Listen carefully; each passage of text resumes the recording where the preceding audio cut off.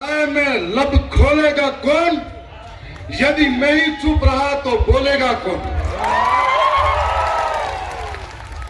आज 33वें एकता परिषद सम्मेलन के अंदर पूरे देश के अंदर से इस धरती के वासिंदे, इस भारत के मूल मालिक, मूल बीज यहाँ पर आए हुए हैं। दारिया बराड़ की धरती से थावरचंद डामर की ओर से आप सबको लाख लाख जोहार। आज कई समय से इंतजार था कि आदिवासी एकता परिषद से एकता की मिसाल देखने को मिलेगी। मैं राजस्थान विधानसभा का सदस्य हूं। हमेशा जल जंगल जमीन जिसकी लड़ाई हम सब लड़ रहे हैं, और इस जल जंगल जमीन को यह आदिवासी भगवान मानता है, इनको पूजता है। लेकिन धीरे धीरे धीरे धीरे कई लोग आए और आजादी के 75 वर्षों बाद भी हमारी जल जंगल जमीन हमसे छीनी गई। विकास के नाम पे हमें विस्थापित किया गया, लेकिन हमारे लिए कब कौन खड़ा रहा, यह सोचने वाली बात है। और आज हमारे लिए सबसे बड़ी सोचने वाली बात है कि लड़ाई को किस जगह जाकर लड़ा जाए कि जिससे हमारा जल जंगल और ये जमीन बचाई जाए। क्या ये लड़ाई सड़कों पे कब तक लड़ पाएंगे जिनके माध्यम से जल जंगल और जमीन बचाई जा सके?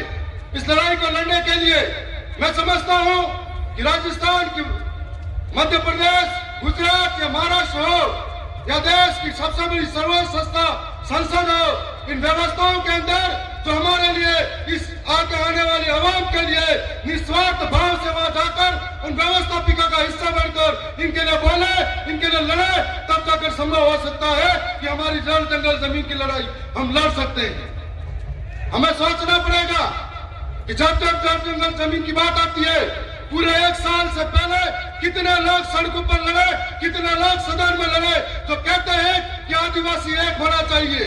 हमें सोचना पड़ेगा कि जल जंगल जमीन की लड़ाई हो, कितने आदिवासी आज उस लड़ाई को लड़ते हुए जेलों में है और उनके लिए कितने लोग लड़े, कितने लोगों ने आवाज बुलंद की, यह भी हमको सोचना पड़ेगा। हमको सोचना पड़ेगा कि यह गैर आदिवासी द्वारा राजनीतिक षड्यंत्र के साथ में कितने आदिवासियों को जेलों में ठूसा गया, उसको भी सोचना पड़ेगा। हमसे पहले हमारे यहाँ पर जनजाति अध्यक्ष जी बोल रहे थे, मैं उनकी बातों को गौर से सहमति जता रहा था और सोच रहा था क्या ये सरकारें एक पेड़ मां के नाम जब नारा देती है तो मेरे मन में आती है कि ये सरकारें क्यों नहीं हंसदेव अभयारण्य को राजस्थान के नाम करने से बचा लेनी चाहिए। तो मेरे मन में सवाल आता है और आज मैं उम्मीद करता हूं कि जनजाति सलाहकार समिति के हमारे अध्यक्ष हैं, मैं एक उम्मीद करता हूं कि जब तक हमारे लोग ट्राइबल एडवाइजर कमेटी के अंदर अध्यक्ष नहीं बनेंगे तब तक हमारे अंदर हमारे लोगों के लिए विकास की भावना पैदा नहीं होगी। आज जो महाराष्ट्र, मध्य प्रदेश, गुजरात और राजस्थान का हिस्सा है, इनके अंदर ऐसे लोग जो ट्राइबल एडवाइजर काउंसिल के अंदर अध्यक्ष बन के बैठे हैं, जिनको मालूम नहीं है कि आदिवासियों की संस्कृति क्या है, इनकी परंपरा क्या है, इनके रीति रिवाज क्या है। यदि उनको नहीं पता है तो कैसे वो संभव होगा कि आदिवासियों के ऊपर आदिवासियों की सुरक्षा की नीतियां लागू कर पाएंगे। और ट्राइबल एडवाइजर कमेटी के साथ साथ ट्राइबल सब प्लान एरिया के अंदर जो करोड़ों का बजट आता है, यदि वो आदिवासियों के अंदर खर्च नहीं होगा तो कैसे संभव होगा? आदिवासियों का कुपोषण रुकेगा, आदिवासियों का विस्थापन रुकेगा, आदिवासियों के जल जंगल जमीन रुकेंगे। इसके लिए आज हम लोग 4 राज्यों से आए। हमसे पहले विजय जी एक बोले थे गुजरात से, हमको बिल प्रदेश चाहिए। मैं भी कहता हूं यदि बिल प्रदेश होगा तो ऐसे जो रेस में दौड़ने वाले घोड़े नहीं, रेस में दौड़ने वाले घोड़े निकलेंगे, बारातों में नाचने वाले घोड़े नहीं निकलेंगे।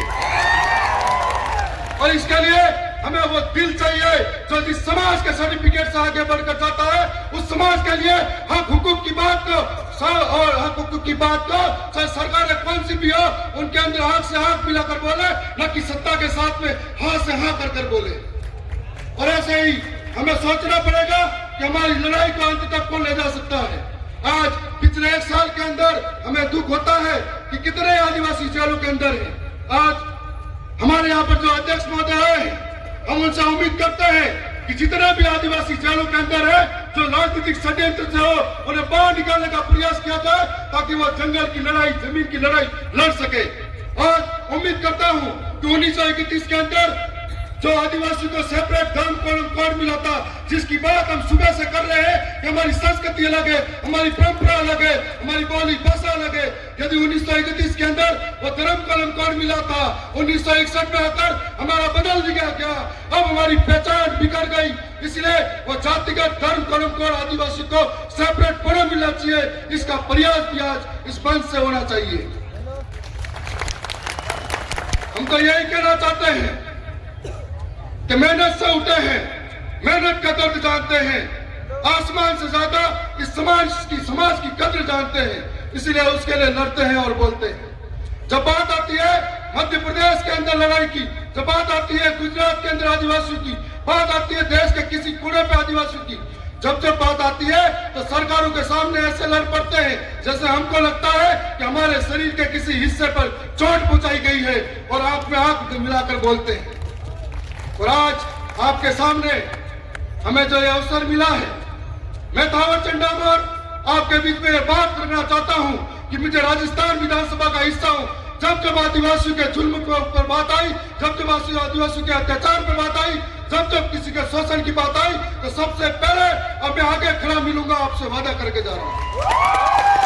कल राजस्थान की विधानसभा में राजस्थान की कोई सी भी सरकार हो, उससे आंख से आंख मिलाकर बात करने की बारी आई तो छाती ठोकर टेबल बनाकर आपके हक की बात लड़ने के लिए तैयार करूंगी। मैं आपसे यही कहना चाहूंगा कि हम बोलते हैं एक दिन एक कमान, आदिवासी एक समान, तो ये आदिवासी एक समान जब आदिवासियों की बारी आती है लड़ने की, तब क्यों बिखर जाते हैं, तब क्यों दुश्मनों के खेमों में नजर आते हैं। और ऐसा कहते हैं कि हम जल जंगल की लड़ाई लड़ते लड़ते अब कौन सी लड़ाई लड़ने लगे, और मध्य प्रदेश के अंदर तो ऐसा लगता है कि जल जंगल की लड़ाई लड़ते लड़ते वर्चस्व की लड़ाई लड़ने लग गए हो।